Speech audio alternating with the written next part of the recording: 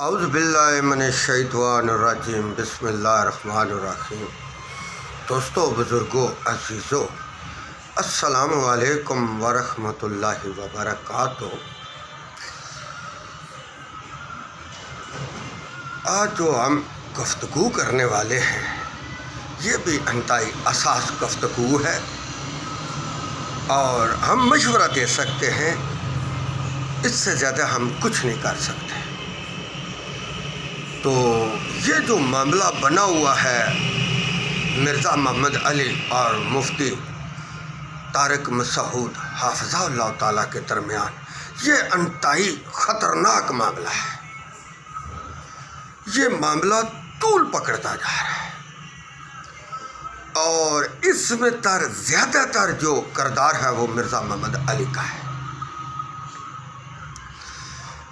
اگر مفتی صاحب آئی گئے ہیں جیل تو اس میں حرج والی بھی کوئی بات نہیں ہے۔ وہ ایک عالم دین ہے، مفتی ہے، پڑھا لکھا شخص ہے، اور اس کو کہنا کہ تو جھوٹ بولتا ہے یہ بھی بہت ہی گری ہوئی اخلاق سے بات ہے۔ ایک عالم دین اور مفتی کو کہنا کہ وہ جھوٹ بولتا ہے، یہ ہمارے دل کو بہت ٹھیس پہنچ گیا ہے۔ بلکہ میں اہل سنت والجماعت سے میرا تعلق ہے، مگر کسی بھی مسلک کا عالم دین ہو اس کی توہین کرنا قابل جرم ہے۔ جرم نہیں ہے بلکہ کبیرہ گناہ ہے۔ وہ جس طرح کا مرضی ہو اس کو ہم سمجھا سکتے ہیں، مگر اس کو ہم جھوٹا اقرار نہیں دے سکتے۔ وہ ایک عالم دین ہے، مفتی ہے، پڑھ لکھ کے وہ مفتی بنا ہے، اور 22 گھنٹے کا اگر انہوں نے کہا، بے شک وہ بائی ایئر ہی آئے ہوں، لیکن سفر کراچی کا تو 22 گھنٹے کا ہی ہے، جیلم سے کراچی تک۔ تو اس کو پبلک کے سامنے ایسی باتیں کر کے لوگوں کو گمراہ کرنا، بھڑکانا، یہ بری بات ہے، یہ اچھی بات نہیں ہے۔ جو مرزا محمد علی صاحب جس چیز کی بنیاد رکھ رہے ہیں یہ بنیاد انتہائی خطرناک ہے۔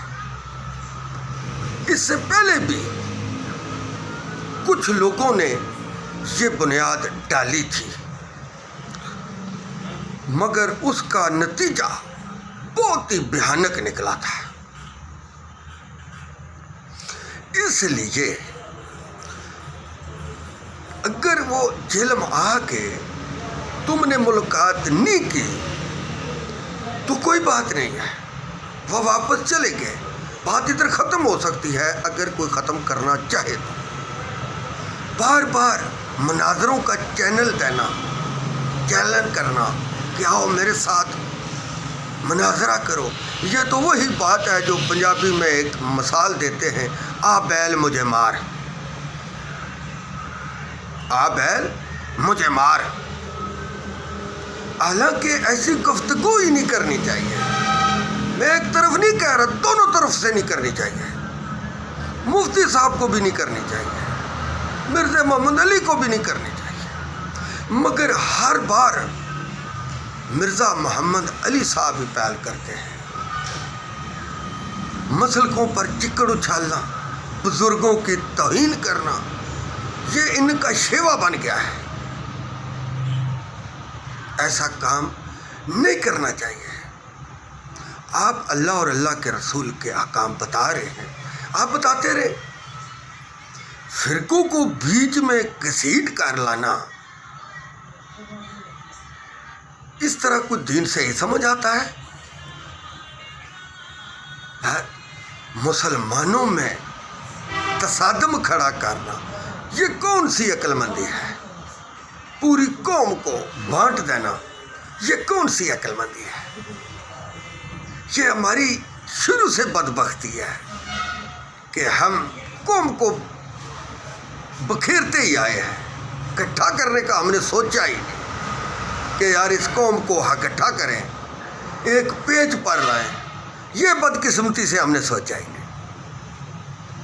یہ نہیں ہے کہ یہ محمد علی نے کام شروع کیا ہے، اس سے پہلے بھی بہت لوگ کام شروع کرتے رہے، رزق روٹی بناتے رہے، کماتے رہے، کھاتے رہے، کدھر گئے وہ؟ چلے گئے اللہ رب العزت کے پاس چلے گئے۔ نام ہم اس لیے نہیں بھائی جان لے رہے کہ جو دنیا سے چلے گئے ہیں ان کا نام لینا کوئی اچھی بات نہیں ہے۔ جو بھی ہمارا مسلمان بھائی ہم سے بچھڑ گیا، جدا ہو گیا، اس کے بارے میں اچھی سوچ رکھنی چاہیے، اس کو اچھی دعا دینی چاہیے، اس کی اچھائی بیان کرنی چاہیے، اس کی بریائی مت بیان کرو، مگر مجبوری کے عالم میں ہم یہ باتیں ہمیں کرنا پڑتی ہیں۔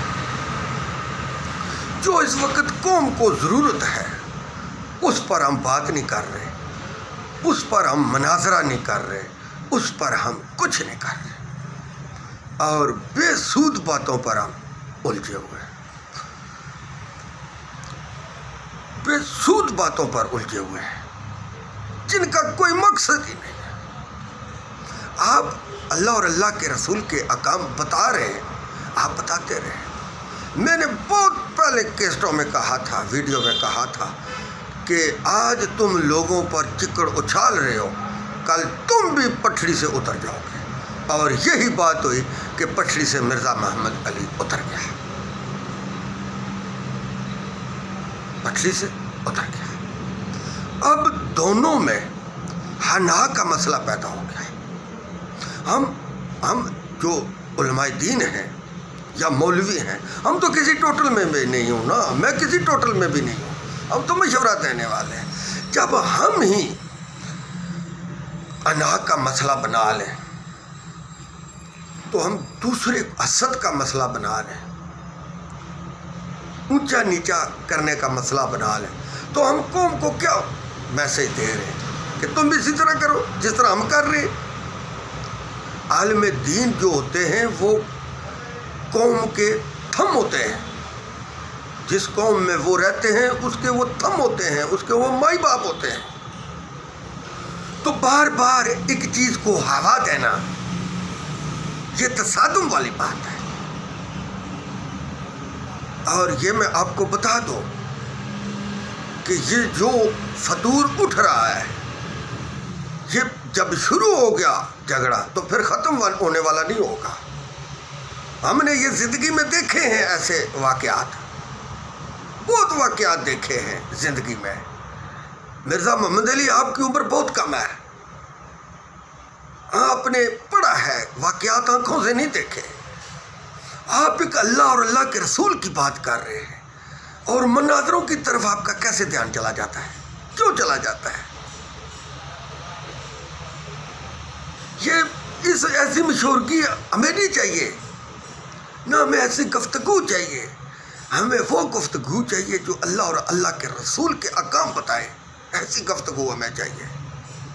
ہم نے اس قوم کو سیدھے راستے پر کھڑنا ہے، اس کو صحیح سمت پر کھڑنا ہے، اس کو اللہ اور اللہ کے رسول کے احکام بتاؤ، نبی صلی اللہ علیہ وسلم کے احکام بتاؤ۔ یہ نہیں ہے کہ ہم طرح طرح کے مسئلے بیان کر رہے ہیں جس کی قوم کو ضرورت ہی نہیں ہے۔ آپ مناظرہ کریں گے تو قوم کو کیا اس سے ملے گا؟ کچھ قوم کو ملے گا؟ کچھ نہیں ملے گا، نہ کچھ آپ کو ملے گا، نہ مفتی طارق مسعود حافظہ اللہ تعالیٰ کو ملے گا، کچھ نہیں کسی کو ملے گا، بلکہ تصادم ہو جائے گا۔ ہم لوگ تصادم کرنے سے کبھی کتراتے نہیں ہیں، کیونکہ ہم میں عقل کی بہت کمی آ گئی ہے۔ ہمارے علماء کا عقل اس لیول تک نیچے چلا گیا ہے جس کی اندازہ ہی نہیں ہے۔ ہمیں عقل سے کام لینا چاہیے، محبت سے کام لینا چاہیے، پیار سے کام لینا چاہیے۔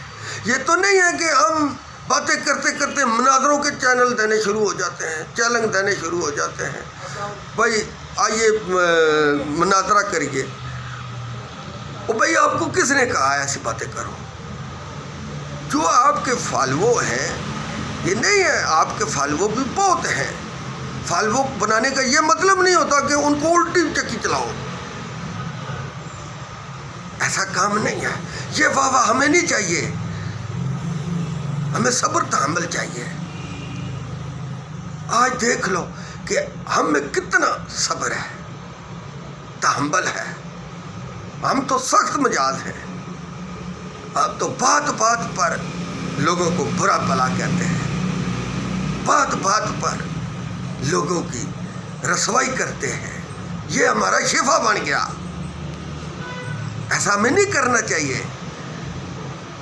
علماء جو ہوتے ہیں ان میں صبر ہوتا ہے، تحمل ہوتا ہے. ہمارے علماء میں تو تحمل اور صبر ختم ہی ہو گیا، بالکل ختم ہو گیا. یہ میں دعوے سے کہتا ہوں، سب کا میں نہیں کہتا، مگر جو ہم نے سنا ہے، دیکھا ہے، پڑھا ہے، یہی بے صبری کا مظاہرہ کرتے ہیں. اور لوگوں کو بے صبری کا مظاہرہ کرنے کا ہم نے طریقہ بتا دیا. ہمارے سیاستدان دیکھو، ان میں کوئی تحمل ہے، صبر ہے؟ نہیں ہے. دیکھ لو، صبح اٹھتے ہیں، آپس میں جھگڑتے ہیں، قوم کے بارے میں کچھ نہیں سوچتے، نہ کچھ کہتے ہیں. یہی کہتے ہیں کہ ہم سستا کریں گے، ہم سستا کریں گے. 5 سال گزر چکے ہیں، کچھ نہیں ہوا. 70 سال گزر چکے ہیں، 72 سال گزر چکے ہیں. کیا سوچا انہوں نے؟ کچھ نہیں. وہ آج دن تک ہم علماء گٹھے نہیں ہو سکے اس پاکستان میں. آپ الحال کمیٹی میں دیکھ لو، کوئی کچھ کہہ رہا ہے، کوئی کچھ کہہ رہا ہے، کوئی کچھ کہہ رہا ہے، کوئی کچھ کہہ رہا ہے. وہ یار مسل کا ہمارے الگ الگ ہے. وہ یار ہمارا کلمہ ایک ہے، ہمارا رسول ایک ہے، ہر چیز ہماری ایک ہی ہے. صرف ہمارے ذہن بکھرے ہو گئے ہیں، سوچ بکھری ہو گئی ہے، دستور بکھرا ہو گیا، پیار بکھرا ہو گیا، محبت بکھری ہو گئی. ہمارے دماغوں میں فطور آ گیا. خدا کے لیے آپ لوگ صبر تحمل سے کام لیں.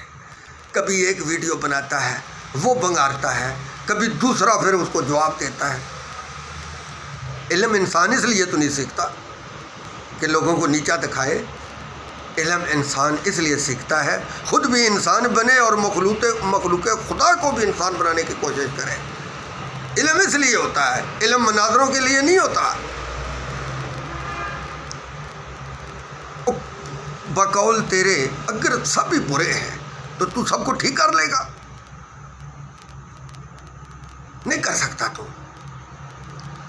تو خود بھی یہاں پہ بھی پٹڑی سے لے گیا تو دوسروں کو کیا تو پٹڑی پر چڑھائے گا؟ جب ایک چیز آپ پٹڑی سے اتر گئی، میں نے آپ کو بہت دیر سے مشورہ دیا تھا کہ آپ اللہ اور اللہ کے رسول کے احکام بتائیں، کسی کی اور بات نہ کریں، کسی مسئلے کو بیچ میں نہ لائیں. یہ 1 دن یا 10 دن میں یہ کام نہیں ہوتا، یہ ساری زندگی اس میں صرف ہوتی ہے. تب جا کے انسان منزل مقصود تک پہنچتا ہے. یہ 1 دن کا کام نہیں ہے، 2 دن کا کام نہیں ہے، 10 سال کا یہ کام نہیں ہے. آپ اللہ اور اللہ کے رسول کے احکام بتا رہے ہیں، الف سے لے کے یہ تک بتائیں. بیچ میں سے کسی کی بات نہ کریں. تو آپ کے ساتھ کون مناظرہ کرے گا؟ کوئی نہیں کرتا. یہ مناظرے کی تم نے خود اپیل کی، تم نے خود بزرگوں کو برا بھلا کہا، تم نے خود علماء دین کی توہین کی، اور سب کو اپنا دشمن بنا لیا. ایسا کام نہیں کرنا چاہیے.